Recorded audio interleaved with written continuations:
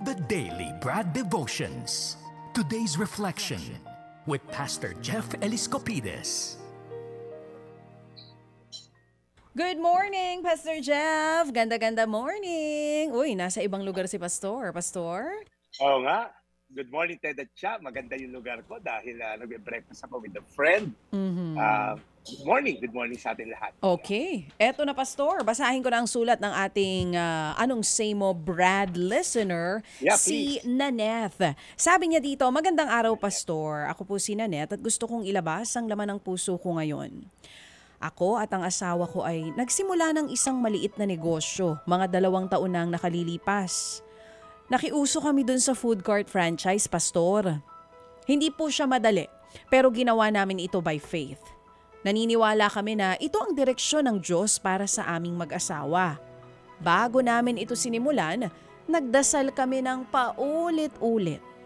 Nag-fasting pa nga po kami noon at noong una, lahat ay maayos. Malakas yung benta, maganda ang kita.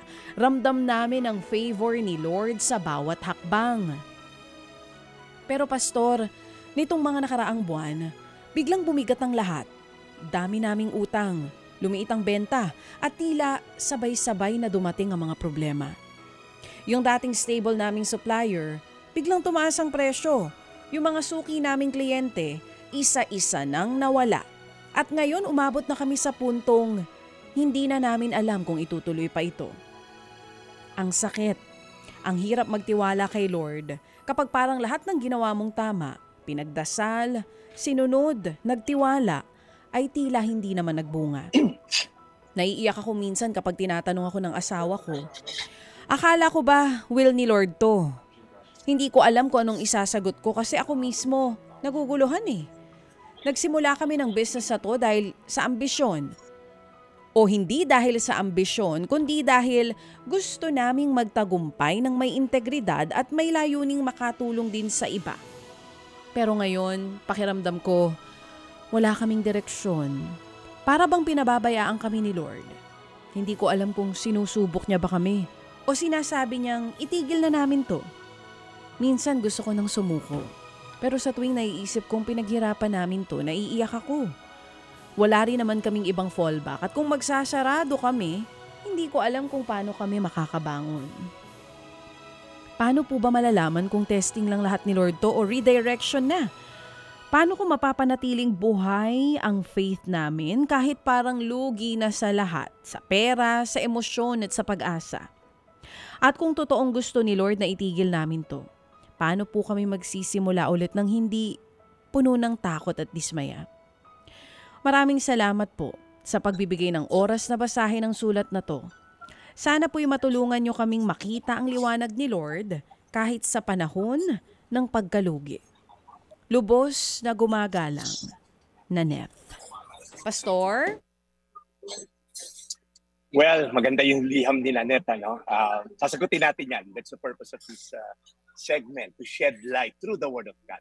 Happy 68th birthday muna kay Nanay Ruth Urquiola. Yan po kasi gumagawa ng mga videos natin, yung anak niya si Joseph, saka yung mga ating mga images dito sa Daily Brad. Thank you so much. So Nanette, una sa lahat gusto ko sabihin sa'yo, hindi ka nag-iisa. Maraming Kristiyanong negosyante yung nakakaranas ng ganyang season. Yung alam mo yun, sinimulan by faith, pero parang failure ba talaga to? So tingnan natin. Number 1, Nanette, know for sure that faith is just a test. Yung testing, yung faith natin, tinetest ni Lord yan, kung totoo o hindi. Yung pananampalataya, hindi yan sinusukat sa panahon ng tagumpay, kundi sa panahon ng kawalan. Okay, madaling sabihin may faith ka pagka prospering. Pero pagka in lack, yan ang matinding faith talaga. Minsan hinahayaan ni Lord Nanette na yung mga trials and challenges, shaking kumbaga, hindi para parusahan ka, kundi para malaman kung talagang totoo yung pananampalataya mo. Sabi nga sa isang verse sa Habakkuk, bagamat marami daw mga pagsubok, hindi namumunga yung ubasan, walang ani sa bukid, namatay yung mga tupa. Ito yung sabi niya, Habakkuk 3:18, yet I will rejoice in the Lord. I will be joyful in God, my Savior.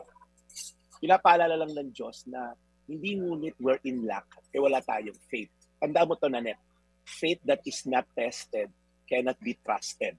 Anything, itong telepono ko na to, dumaan to sa matinding test. before I can trust to use this. Because kung hindi to dumaan sa testing, drop test, kung anong test, to launch a cellphone, hindi ko gagamitin to because a cellphone that is not tested cannot be trusted. Same thing with our faith. So number 2, testing sometimes brings redirection. Madali tayong mapagod pagka tila walang nangyayari. Pero sometimes nire-redirect tayo ni Lord. Anak, hindi yan yung plano ko sa'yo. Anak, magtiwala ka sa akin. I have a better plan for you.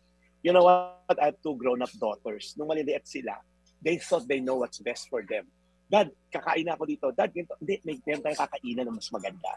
And sometimes, as a parent, you allow your kids to do their own thing. Pero at the end, makikita mo, palpak yung ending na to. You redirect them. Any loving father will do that. So, Nanette, know for sure that your Father in heaven loves you. It might be a redirection. I don't know. It's something that is personal. And lastly, before I end in prayer, God's presence is not measured by profit. Ulitin ko yung presence ng God, hindi siya na-evaluate through profit. Minsan kapag humihina kita, ay wala na si Lord dito. Alam mo, Nanette, ang tunay na tagumpay ay hindi pag kumikita ka, kundi kapag kumakapit ka. Ulitin ko ang tunay na tagumpay, hindi kapag kumikita ka, kundi kapag kumakapit ka despite everything. That's why there's a verse in the Bible, all things work together for good. So as I end, Habakkuk 3:18, yet I will rejoice in the Lord. I will be joyful in God, my Savior. Nanette, magdasal tayo. Lord, we thank you for the opportunity you have given me, Lord. Dito kay Nanette, alam ko na challenging pagka walang nangyayari kumbaga sa negosyo niya. But know for sure, Lord, na those who trust you all the way will be rewarded at the end. Salamat kay Nanette, 10 na mga nakikinig ngayon na makakapit sa iyo all the way. In Jesus' name. Amen. Amen. Amen. Lord, muli po salamat sa araw na ito, sa aral na amin napakinggan mula kay Brad Jeff. We continue to pray para po kay Brad Jeff, sa kanyang pamilya, sa inyo pong sa inyo pong pag-alalay sa kanyang pagmimisyon at sa mga tulad po ng aming po tagapakinig na humihingi po ng gabay para po kay Brad Jeff at sa inyo, higit sa lahat. In Jesus' name we pray. Amen. Salamat, Brad, sa mga usually nga, Brad, no, mga gusto nang bumigan, yes, gusto nang bumitiw. Correct. Kumbaga, gusto nang sumuko, sumurrender. Salamat na marami sa paalaala. Okay, Brad, so thank you very much and regards sa mga nandidiyan sa kung nasa saan ka man ngayon. I think Rizal to. Yes. Yeah. Kasi Brad, nagka-35th reunion kami sa high school batch. So may mga ka-classmate ako nag-uwian and one of my brother, ito talaga sobrang close ko to, si JD Duca. JD, say hi naman sa mga kaibigan ko. Yeah. He's from Germany, so medyo busy tong taon na to but took the time to meet me. So I'm so blessed to have a brother na katulad na to kaibigan ko si JD. 35th anniversary niyo sa high school?